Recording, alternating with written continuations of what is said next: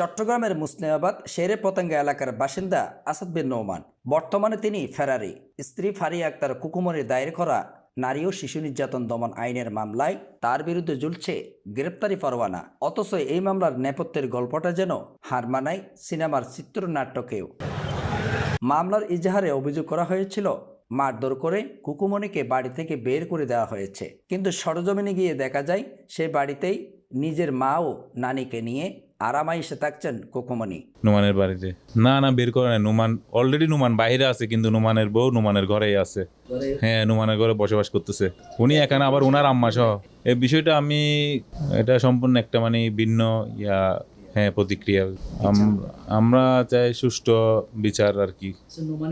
দেখুন, ওনার অভিযোগ করছে নারী শিশু দিছে। এখন তো ওনার সরজমিনে দিয়ে দেখছি যে ওইদের বাড়িতে তো ওনারা আছে। সরজমিনে যাই দেখতেছি যে ওদের বাড়িতে ওনারা আছে। কে আছে? সজীবের নুমানের আসাদ বিন নোমানের শাশুড়ি এবং ওনার নানি শাশুড়ি এবং ওনার ওয়াইফ এবং 2টা বাচ্চা। ছেলের বিরুদ্ধে এমন মামলাকে সম্পূর্ণ মিথ্যা ও ষড়যন্ত্রমূলক দাবি করেছেন নোমানের মা। পুত্রবধূর আচরণে অতিষ্ঠ হয়ে তিনি নিজেও দীর্ঘ 3 বছর ধরে নিজ ভিটা ছেড়ে বাবার বাড়িতে আশ্রয় নিয়েছেন। আমাকে ছুরি মারতে চাইছে, তারপর ইট মারছে সেদিন। এখন আমার বাড়িতে আমার ছেলের নামে কেস করে আমাদেরকে ফাটাই দিয়ে এখন আমার বাড়িতে বর্তমান ওরা মা আর ওর নানি ওর বাইকে নিয়ে অবস্থান করছে। বেশিটা ওরা ওইগুলা দখল করার জন্য, আমার জায়গা আর ঘরগুলা দখল করার জন্য রাস্তায় ওরা নিয়েছিল। আমরা জবাব দিছি, বৈঠক করছি, বৈঠক ওরা মানে না। 3বার বসছি, ওরা মানে না বৈঠক। এখন আমি সুষ্ঠু বিচার চাই আদালতের কাছে। পুরো বিষয়টি নিয়ে কথা বলতে চাইলে বারবার এড়িয়ে যান মামলার বাদী ফারিয়া আক্তার কুকুমনি। ক্যামেরার সামনে মুখ খুলতে রাজি হননি তিনি। আইনজীবীরা বলছেন মামলার নথির সঙ্গে বাস্তব পরিস্থিতি এমন বৈপরীত্য সুস্থ তদন্তের মাধ্যমে খতিয়ে দেখা উচিত। যে কোনো ধারারই হোক মামলা মিথ্যা সাজাতে পারে বাদী, কিন্তু যে কোনো ধারায় পারিবারিক সংশ্লিষ্টতা থাকলে সেই পারিবারিক সংশ্লিষ্ট মামলাগুলোতে একটু বাদিনীকে পরীক্ষা নিরীক্ষা করে একটা ডেট দিয়ে পরবর্তীতে উভয় পক্ষকে হাজির করানোর নোটিশ দিয়ে যদি ডাকা হয়, আশা করি সমস্যাটার সমাধান হবে। মানুষ আইনের সেবাটা আরো স্মুথলি পাবে, আরো মসৃণভাবে পাবে। যে হয়রানিটা হচ্ছে আমাদের তো এমনি নুনান্তে পান্থা পুরানো পরিবারগুলো, এই মামলাগুলো হয় বেশিরভাগ দুর্বল পরিবারগুলো আরো দুর্বল হচ্ছে। তো আইনের দ্বারস্থ হতে এসে সারাদিনের কর্মঘণ্টা নষ্ট করা, বারবার আইনজীবীর কাছে আসা, জামিন নিয়ে চেষ্টা করা, জামিনে হাজিরা দেওয়া। পরিবারের 2টা সন্তান আছে, আরেকটা মারাত্মক। এই ফ্যামিলিতে 2টা পুত্র সন্তান আছে। তাহলে এখানে আমার মনে হয় এদেরকে জিজ্ঞেস করলে যে আপনারা সংসার করবেন কিনা, সংসারের পক্ষে বলবে, সেটার পিছনে সংসার হবে। এখন উভয় পক্ষে নানান কথা থাকতে পারে। আমি এই মামলা দুর্বল শব্দটাও বলছি না, সবলও বলছি না, কারণ বললে কোনো না কোনো পক্ষ এই কথার উপর অতি উৎসাহিত হবে, অতিমাত্রায় উৎসাহিত হবে, চাই না সেটা। নিজের অসাহিত্যের কথা জানিয়েছেন পলাতক স্বামী আসাদ বিন নোমানও। তার দাবি সংসারের শান্তির জন্য সর্বোচ্চ ছাড় দিলেও শেষ রক্ষা হয়নি।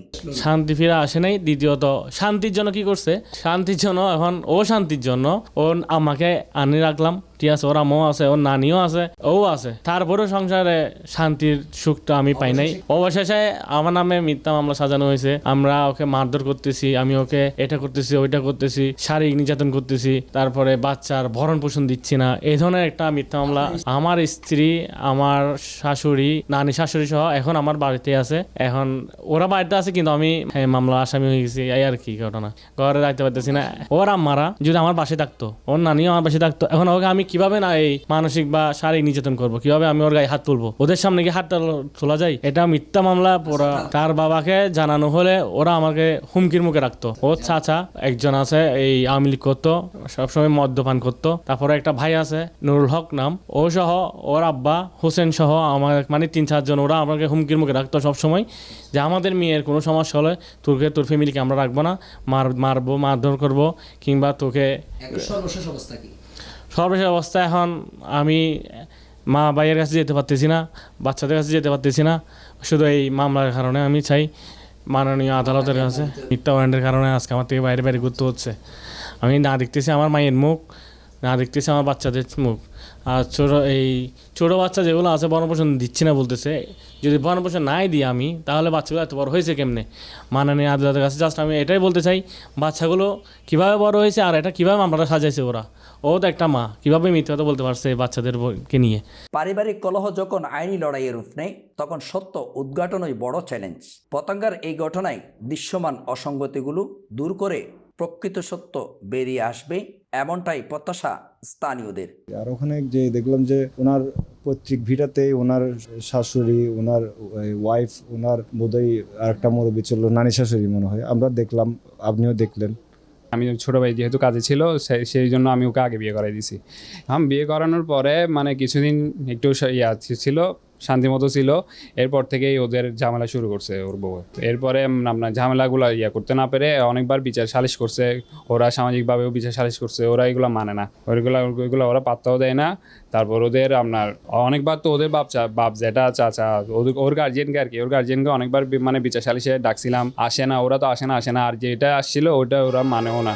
মামলা তো করছিল যে আমরা আসলে জানতামও না, এগুলো কোনো মামলা করার মতো ঘটনাও হয় নাই, মামলা করবে কোত্থেকে, এটা পুরো মিথ্যা কথা, মিথ্যা মামলা এগুলো শুধু। হ্যাঁ, বাদী এখন আমাদের বাড়িতে, আর আমরা এখন ঘর ছাড়া ছন্ন ছাড়া হয়ে ঘুরতেছি বাইরে, নানার বাড়িতে আছে থাকতেছি।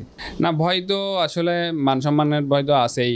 ওরা যেহেতু নারীর জাতি, এখন ওদেরকে যে মানে কিছু বলবো, এগুলাও মামলার আইনের প্রতি শ্রদ্ধা রেখে তো ওদেরকে কিছু বলতে পারি না।